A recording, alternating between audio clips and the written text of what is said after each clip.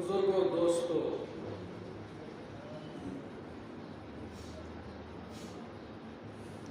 اس دنیا کے اندر ایک خبر کا راستہ ہوتا ہے اور ایک نظر کا راستہ ہوتا ہے۔ دوسرے الفاظوں میں یہ کہہ سکتے ہیں، ایک تو عقل کا راستہ ہوتا ہے اور ایک خبر کا راستہ ہوتا ہے، یعنی دین اسلام کا راستہ ہوتا ہے۔ ایک راستہ دین اسلام کا بتایا ہوا ہوتا ہے اور ایک راستہ عقل کا بتایا ہوا ہوتا ہے۔ چنانچہ جب انسان اس دنیا کے اندر آتا ہے، وہ اپنی عقل کے ذریعے سے مشاہدات اور تجربات کرتا ہے، مشاہدے کرتا ہے، تجربے کرتا ہے، اور اپنی زندگی کی بنیاد انہی مشاہدوں پر اور تجربوں پر رکھتا ہے، اور نتیجہ یہ نکلتا ہے کہ جس زندگی کی بنیاد زندگی گزارنے کا طریقہ اس نے اپنے مشاہدے پر رکھا ہے اور اپنے تجربے پر رکھا ہے، تو ظاہر سی بات ہے انسان کے مشاہدات اور تجربات کے ناقص ہیں، اور ان کے مطابق گزرنے والی زندگی بھی ناقص ہوتی ہے۔ لہذا جب تجربے ناقص ہیں اور مشاہدے ناقص ہیں تو ان کے مطابق جو انسان زندگی گزارے گا تو وہ زندگی بھی ناقص رہے گی۔ اور ایک ہے خبر کا راستہ، دین اسلام کا راستہ، قرآن کریم کا راستہ۔ جو آدمی اپنی زندگی کو قرآن کریم کے احکام کے مطابق ڈھالنا شروع کرتا ہے اور اپنی زندگی کی بنیاد دین اسلام پر رکھتا ہے کہ مجھے جو کچھ بھی کرنا ہے وہ دین اسلام کے مطابق کرنا ہے، مجھے جو کچھ بھی کرنا ہے وہ اللہ کے حکم کے مطابق کرنا ہے، قرآن کے حکم کے مطابق کرنا ہے، تو گویا کہ اس نے اپنی زندگی کی بنیاد دین اسلام پر رکھی ہے، اور دین اسلام کامل اور مکمل دین ہے، لہذا اس کے مطابق جو زندگی گزرنے والی ہوگی وہ زندگی بھی کامل ہوگی۔ تو گویا کہ جو انسان اپنی زندگی اپنی عقل کے مطابق گزارتا ہے، مشاہدے کے مطابق گزارتا ہے اور تجربے کے مطابق گزارتا ہے، تو گویا کہ یہ انسان ناقص ہے، اور اس تجربے اور عقل کے مطابق زندگی گزرنے والی زندگی بھی ناقص رہتی ہے، لہذا یہ انسان یہاں بھی خسارے میں ہوگا اور آخرت میں بھی خسارے میں ہوگا۔ اور جو انسان اللہ کے حکم کے مطابق زندگی گزارے گا اور اپنی زندگی کی بنیاد قرآن کریم پر رکھے گا کہ جو کچھ قرآن کریم کہے گا میں اس کے مطابق زندگی گزاروں گا، تو گویا کہ اس نے عہد کر لیا کہ میں قرآن کے مطابق زندگی گزاروں گا، تو قرآن مکمل ہے، ناقص نہیں ہے، مکمل کتاب ہے، اور اس کے مطابق جو زندگی گزرنے والی ہوگی وہ زندگی بھی کامل ہی رہے گی۔ اور کیسے کامل رہے گی کہ اللہ اس کو یہاں بھی کامیاب کرے گا اور آخرت میں بھی کامیاب کرے گا۔ چنانچہ قرآن کریم کے اندر اللہ رب العزت موسیٰ علیہ السلام کے واقعے کو بیان کرتے ہیں، اور اس واقعے کا ایک جز ہے کہ موسیٰ علیہ السلام کی نبوت کا جب چرچا ہونے لگا تو فرعون نے تمام جادوگروں کو بلایا اور موسیٰ علیہ السلام کے ساتھ مقابلہ کرنا شروع کیا۔ تمام جادوگر کھڑے ہیں، بیچ میں موسیٰ علیہ السلام کھڑے ہیں، چاروں طرف سے جادوگر ہیں، چاروں طرف سے دنیاوی طاقت ہے، مادی طاقت ہے، اور ان جادوگروں کے ہاتھوں میں رسیاں ہیں،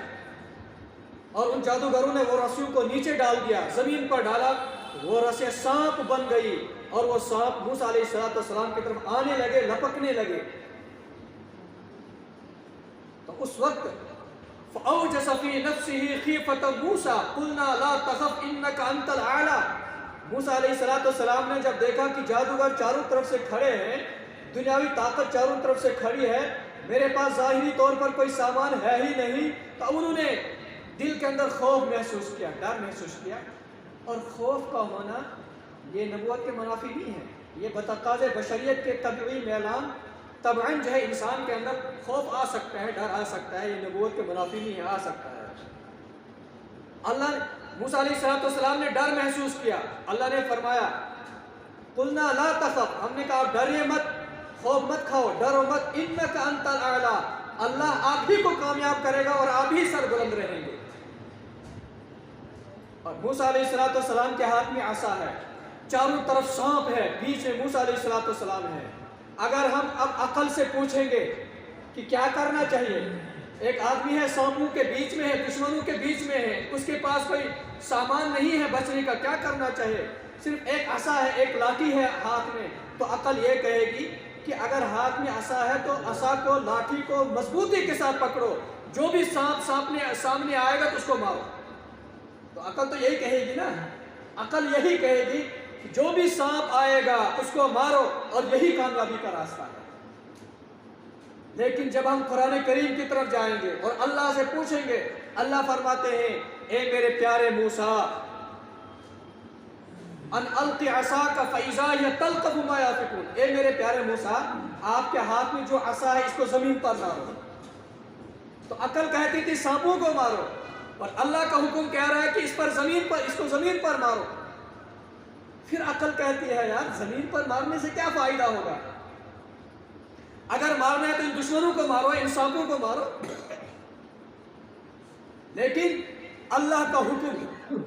موسیٰ علیہ السلام کو رب کی ربوبیت پر یقین تھا، موسیٰ علیہ السلام نے عالم ارواح کے اندر رب کی ربوبیت کا عہد لیا تھا، اور اس رب کی ربوبیت کا یقین انہوں نے اپنے دل کے اندر اتار لیا تھا،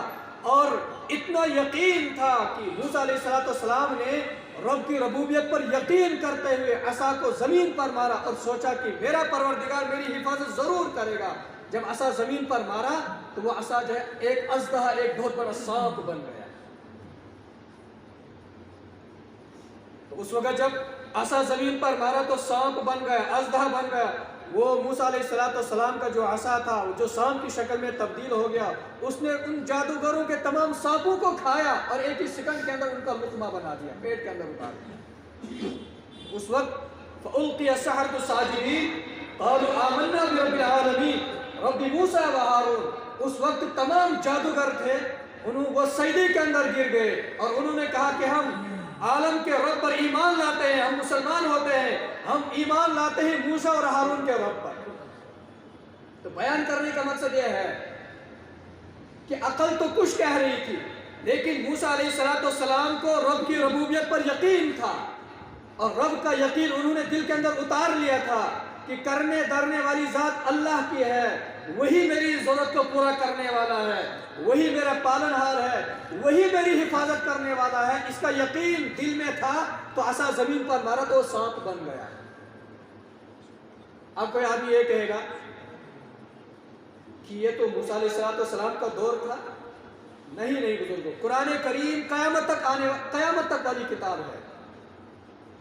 اور قرآن کریم کے اندر جو واقعات ہیں، ان واقعات کے اندر جس یقین کے ساتھ نبیوں نے کام کیا ہے، اسی یقین کے ساتھ بھی آج بھی اگر کوئی انسان قرآن کریم کے مطابق کام کرے گا تو اللہ ویسی ہی مدد اس کی بھی فرمائیں گے، کیونکہ قرآن کریم آخری کتاب ہے، اور یہ قیامت تک اس کے اندر جو احکام ہے وہ قیامت تک لاگو ہیں، وہ کبھی بھی وقوع پذیر ہو سکتے ہیں۔ تو وہ ہے کہ یہاں بھی رب کی ربوبیت پر یقین تھا۔ آگے چل کر جب اللہ نے موسیٰ علیہ السلام کو کامیاب کر دیا تو موسیٰ علیہ السلام اپنی قوم کو لے کر دریائے نیل کے پاس پہنچے۔ دریائے نیل کے پاس جب پہنچے تو آگے دیکھا، آگے دریائے نیل ہے، پیچھے سے فرعون ہے، اس کی فوجیں ہیں، لشکر ہے۔ تو اس وقت موسیٰ علیہ السلام کے ساتھیوں نے کہا قال اصحاب موسیٰ انا لمدرکون قال کلا ان معی ربی سیہدین۔ موسیٰ علیہ السلام کے ساتھیوں نے کہا آگے سمندر ہے، آگے دریا ہے، پیچھے سے دشمن آ رہا ہے، ہم تو پکڑے گئے، ہم تو ختم ہونے والے ہیں، ہم تو ختم ہو گیا۔ لیکن چونکہ موسیٰ علیہ السلام کو رب کی ربوبیت پر یقین تھا،